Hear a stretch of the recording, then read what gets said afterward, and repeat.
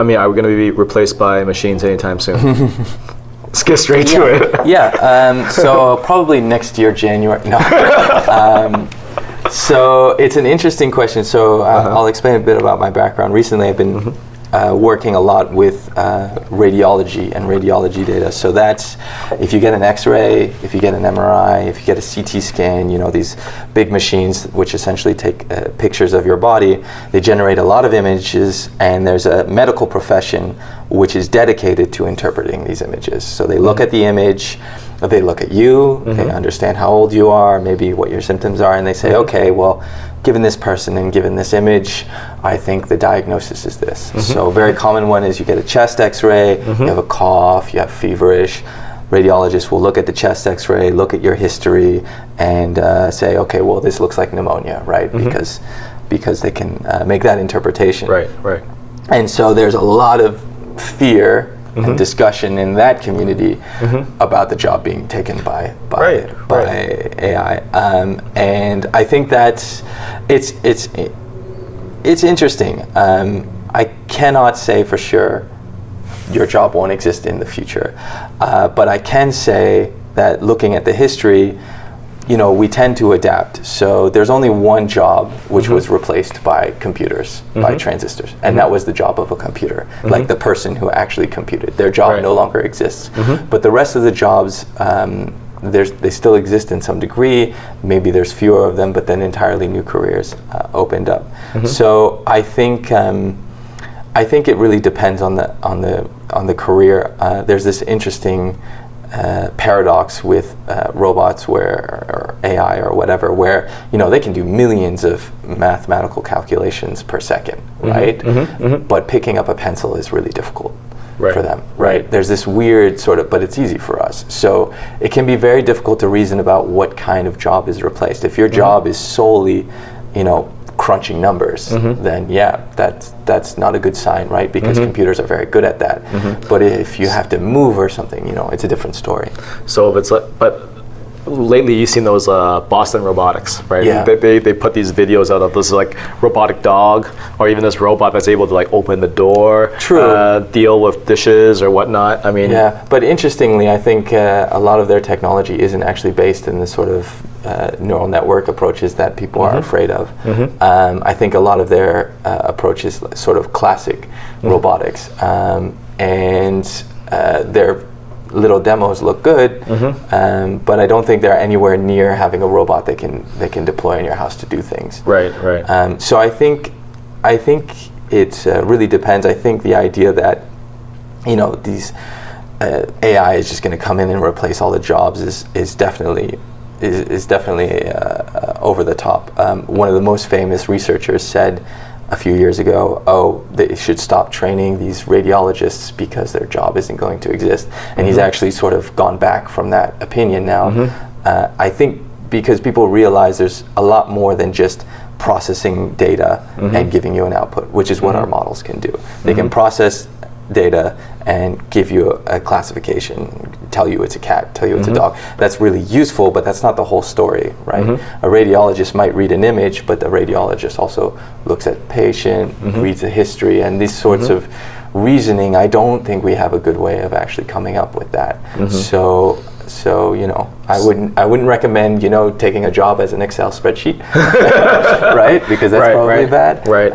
But take driverless cars, right? That's something that we have been working on for 5 years, a decade now, right? And there aren't driverless cars yet because it's a hard problem. Even though and it is a hard problem, right? Even though most of us can do it, and so if it's that hard to come up with driverless cars when you have Tesla collecting, tons of data from all these Tesla cars around the world, then you sort of start to realize okay, well, it's not going to be as easy as, snapping your fingers. Right. So in terms of job security, or, if you're doing Excel spreadsheet stuff, or if you're driving Uber or Lyft, then you're kind of in the not so good situation. But if you're doing a little bit slightly more complex stuff that requires interpretation, emotional work, then it's much harder. So here are the things here are the takeaway messages. One, don't be driving something I think there's so much capital put behind driverless cars. It will happen. There's tons of benefits.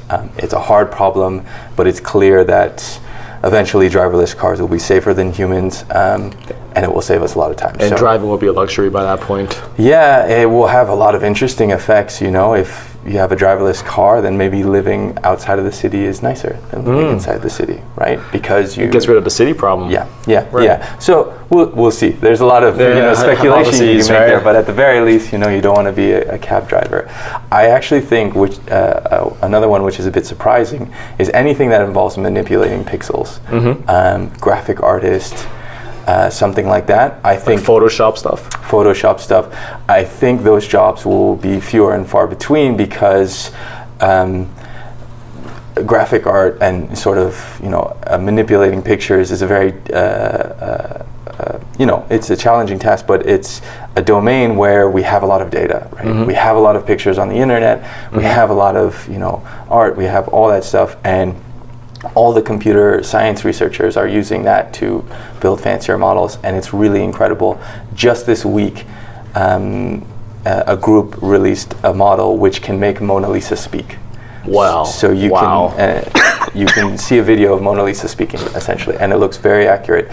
So I think any job that involves, manipulating pixels, honestly, also manipulating sound waves is probably suspect. So voice acting is probably going to be done a lot by AI in the future. And that's why we see all this, Carrie Fisher. She's still acting. Right? Even though she's gone, she's still in Star Wars. Right. That kind of stuff. Will only get better. I think. So definitely, I feel like graphic art is not a good career to go into because there is a model where you can just color green in the background and then do a giant white blotch, and then you hit a button and it turns it into a mountain in a forest. Just like that. So there's an actual model where it's like just green, white, boom, turns it into a mountain. You just paint the colors and it says, I'll do scenery, I'll do mountains, I'll do a sky. So that's not a career you want to focus on. Right. How about so what people are saying, like, don't worry about AI, like as long as you enter art stuff, you're fine. It's not true. I don't think that's true at all. It's not true at all. I think that's where some of the biggest sort of upsets will happen is in voice acting for video games, right? All of a sudden you can replace that with a machine and done. And I think art for a lot of different games, 3D modeling, that sort of stuff. I think it's quite a difficult problem, but I think it's a fully digital problem, and I think those are the areas where our current models will excel, is if you can keep everything fully digital. I think once you start interacting with the real world and you run into issues where the model doesn't have all the information it needs, then you're in trouble. So for example, in my field in healthcare, people are trying to build models to make decisions, but the reality is at the current stage, the model can't see everything.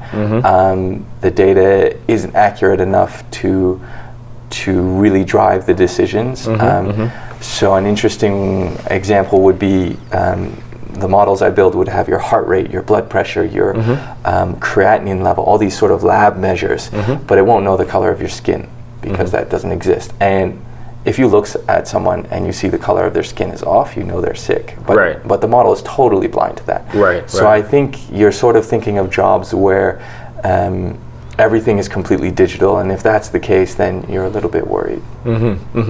So if it's something like dancing, you're probably in a pretty safe position. I mean, I think maybe we will have a dog which dances, a robot which dances, but I think those sorts of, actually, in general, the biomechanics of the human body are very difficult to replicate. The knee, the hip, all these things. Anyone with a hip replacement will tell you it's not the same because they're actually very, very impressive and complicated systems that we don't fully understand.